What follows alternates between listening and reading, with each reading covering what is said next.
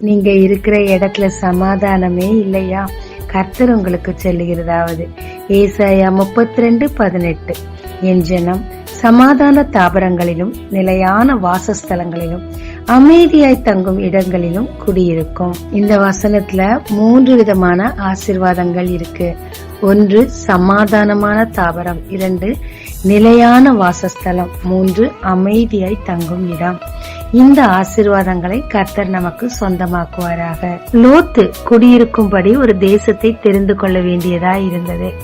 அவரோ தன் கண்ணுக்கு மிகவும் அழகானதும் செழிப்பானதுமான சோதோம் கொமோராவை தனக்கென்று தெரிந்து கொண்டார். தேவ சித்தம் அறியவில்லை, அதன் பின்விளைவு என்னவாய் இருக்கும் என்று யோசிக்கவும் இல்லை. இப்ப நல்லா இருக்குன்னு சொல்லி அதை சூஸ் பண்ணிட்டாரு. ஆனா கடைசியில அந்த இடத்தை விட்டு அவர் உயிர் தப்பி ஓட வேண்டிய சூழ்நிலை. மனைவியை இழந்தார். மிகவும் மோசமான ஒரு சந்ததிக்கு தகப்பனாய் மாறி போனார். ஆனால் இஸ்ரவேல் ஜனங்களோ எகிப்தில் தான் இருந்தார்கள், அங்கு இருக்க வேண்டிய கட்டாயம். ஆனால் தேவனோ அவர்களை சமாதானத்தோடு பார்த்து கொண்டார். அதிக கொடுமை அனுபவித்தார்கள். ஆனால் கொடுமைப்படுத்தினவர்கள் மிகவும் கொடுமையை தேவன் கரத்திலிருந்து பெற்றுக் கொண்டார்கள். அந்த வாதைகள் ஒன்றும் கோசேன் நாட்டில் போய் சேரவே இல்லை. அவர்கள் இருந்த இடம் அமைதியாய் இருந்தது. ஆயினும் அவர்கள் அலைந்து திரிகிறவளாய் இல்லாதபடிக்கு அவர்களுக்கு என்று நிலையான வாசஸ்தலத்தை கொண்டு வந்து சேர்க்கத்தக்கதாக தேவன் அவர்களை நடத்தினார்.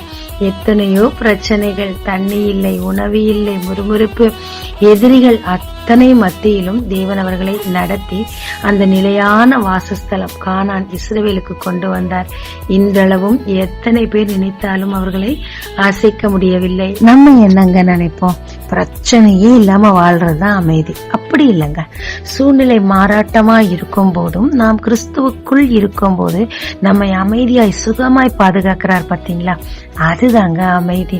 முச்செடி பற்றி எரிந்தாலும் செடி வேகாது, சிங்கங்கள் சுற்றி இருந்தாலும் அது நம்மை தீண்டாது. சத்ரக் மேஷாக் அபேத்நேகோ மாதிரி நெருப்பின் மத்தியில் இருந்தாலும் அது நம்மை தீண்டாது. சூழ்நிலை எதுவாய் இருந்தாலும் கிறிஸ்துவுக்குள் நாம் இருக்கும் போது நம்மை சமாதானத்தோடு அமைதியோடு காக்குறாருங்க. லோத்து மாதிரி இருந்தா அந்த முடிவு நமக்கு வேண்டாங்க. தேவன் தாமே இந்த 3 விதமான ஆசீர்வாதங்களால் உங்களை ஆசீர்வதிப்பாருங்க. ஜெபிக்கலாமாங்க. தேவரே, நீர் எனக்கு தந்த இந்த 3 விதமான ஆசீர்வாதங்களுக்கு நன்றி. சூழ்நிலையின் மத்தியில் பதறி போகாமல் உம்மை நம்பி காத்திருந்து இந்த ஆசீர்வாதங்களை பெற்றுக்கொள்ள கிருபை தாரும். இயேசு மூலம் பிதாவே, ஆமென். இயேசு கிறிஸ்துவின் நாமத்தில் இந்த நாளில் உங்களை ஆசீர்வதிக்கும் ஜீசஸ் விஷன்.